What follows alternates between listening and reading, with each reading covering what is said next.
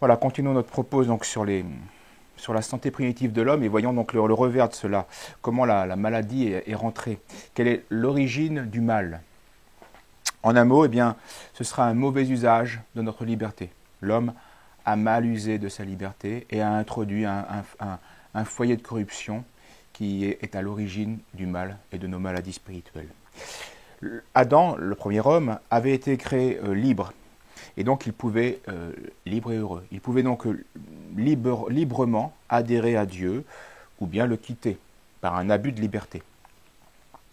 Dieu nous a créés libres parce qu'il n'y a pas d'amour possible s'il n'y a pas de liberté. Il n'y a pas d'amour entre un robot et un humain, entre une machine et un humain. Il n'y a pas de vertu s'il y a une nécessité.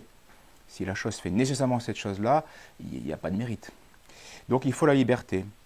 Il fallait la liberté pour pouvoir avoir ce commerce d'amour entre Dieu et sa créature. Donc l'union de l'âme avec Dieu eh bien, sera à la fois un don libre de la part de Dieu et un don libre de nous-mêmes, et aussi le prix de notre fidélité vertueuse, notre soumission vertueuse. Donc Adam fut créé libre, bon, mais il a été tenté par le diable, il a été éprouvé par Dieu, et eh bien, il est devenu mauvais. Il a cessé d'être bon. Il a voulu d'arrêter d'être dans l'ordre avec Dieu. Et donc il va succomber à la suggestion du malin, lui-même un révolté, lui-même un orgueilleux, un ange déchu, pour la même raison que Satan, Adam va chuter parce qu'il va vouloir lui aussi devenir Dieu, et ça c'est pas là le problème. On veut tous grandir, être supérieur, donc la fin est bonne, vouloir être comme Dieu, c'est ce que va y proposer Satan, mais par soi-même, et c'est là toute la malice, c'est dans le moyen, et non plus par sa soumission et par sa participation humble à Dieu. Et remarquons-le, ce péché de Satan, ce péché d'Adam continue, et aujourd'hui il règne partout.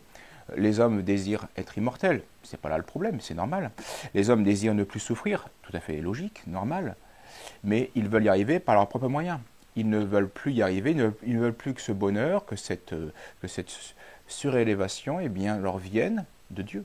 Ils veulent y arriver par eux-mêmes, sans Dieu. C'est exactement l'essence du péché d'Adam, l'essence du péché de Lucifer. C'est l'essence du péché. Vouloir être comme Dieu, sans Dieu. Alors qu'en effet, notre vocation est d'être comme Dieu, mais par Dieu. Donc le péché, c'est l'auto-déification. C'est l'auto-idolâtrie. C'est la prétention d'autonomie absolue. C'est cette volonté de se passer de Dieu. Et notre époque le manifeste tristement. Et donc de s'ériger, ou alors d'ériger un autre à la place de Dieu. Et si on fait cela, eh bien, Dieu nous a prévenus. Dieu a prévenu Adam. Si on fait cela, eh bien, ne faites pas cela, dit-il. Sinon vous mourrez. Corps et âme. Vous périrez. Tandis que le serpent, c'est-à-dire Satan, le menteur, lui a dit à nos premiers parents le contraire. Non, vous ne mourrez pas. Faites cela et vous ne mourrez pas.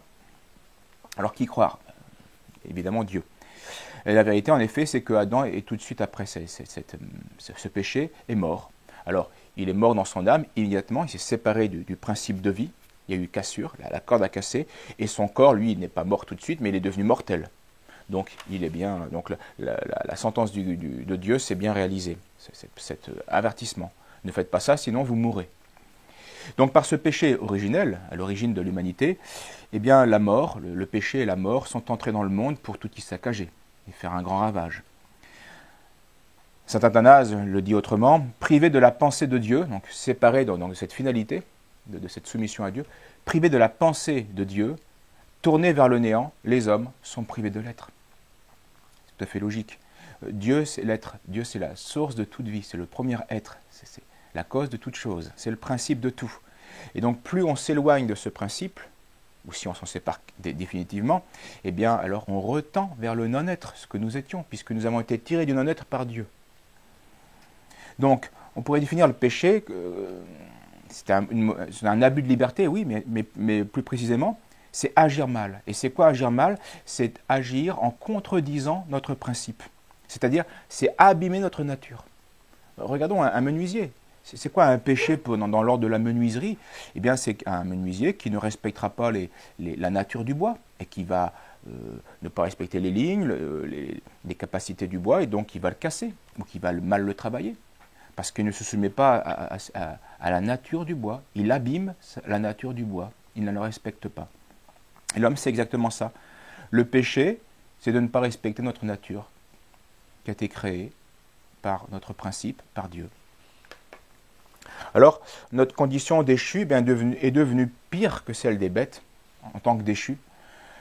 Nous avons été faits, créés à l'image de Dieu pour lui ressembler, à Dieu. Et nous finissons par une séparation de Dieu, par une dissemblance de Dieu, en étant contraire à Dieu. La chute est terrible. On avait été élevé plus haut que les bêtes et on finit plus bas que les bêtes.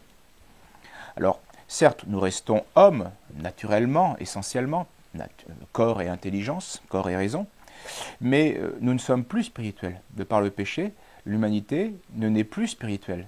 Elle n'est charnelle, uniquement charnelle. Parce que l'humanité, depuis ce péché, ne vit plus par l'esprit, selon l'esprit de Dieu.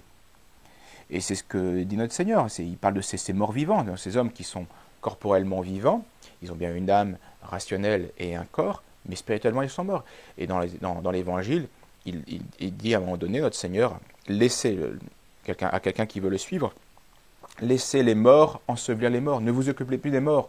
C'est-à-dire, laissez le monde des vivants qui ne suivent pas Dieu. Parce que un vivant qui ne suit pas Dieu, qui n'est pas uni à Dieu, est mort, comme pour Adam.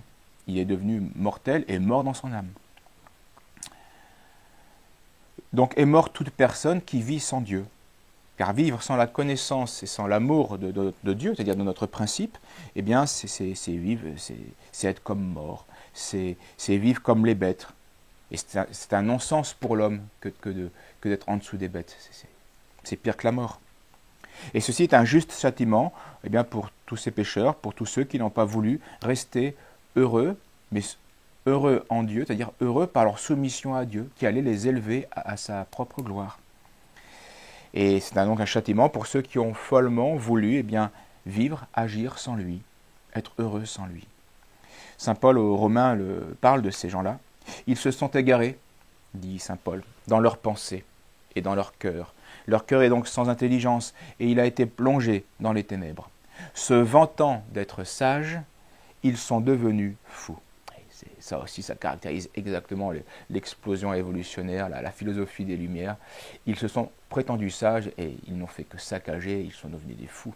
Ils ont produit le monde avec les faux principes que nous vivons et dont tout le monde souffre, même si tout le monde ne remonte pas à la cause, malheureusement. Donc, concluons pour aujourd'hui, le péché, eh bien, c'est se détourner de Dieu, c'est abîmer notre nature, c'est mal user notre liberté, c'est se couper de notre principe. Donc, nécessairement, il en découle une dégénérescence, une corruption,